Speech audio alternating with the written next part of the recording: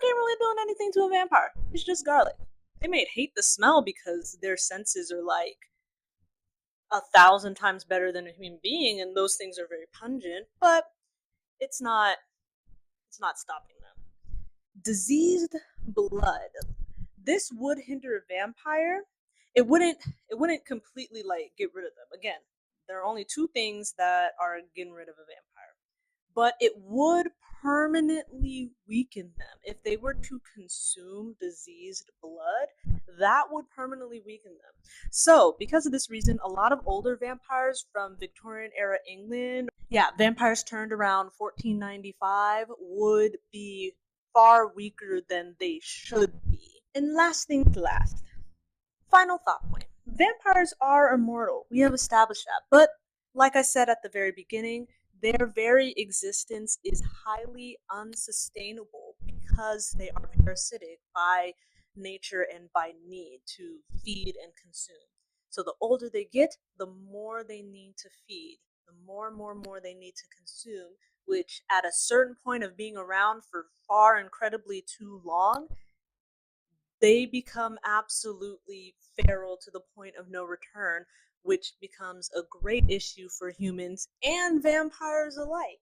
I would imagine vampire families would try to either contain their family member that has become so bloodlust, or they would, you know, do what they got to do to keep themselves protected and secretive and stuff like that.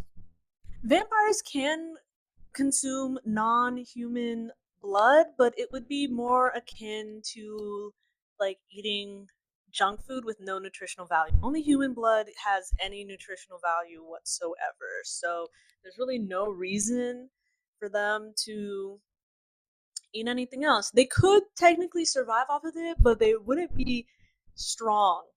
They wouldn't be healthy.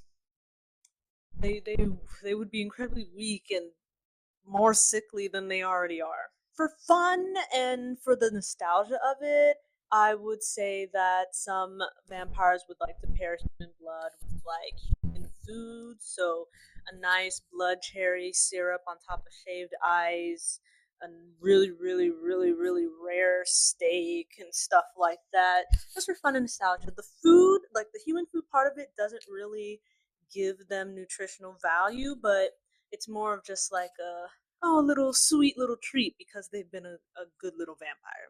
I hope you enjoyed that. That is all I have for you on vampires. Next time, we're talking mermaids.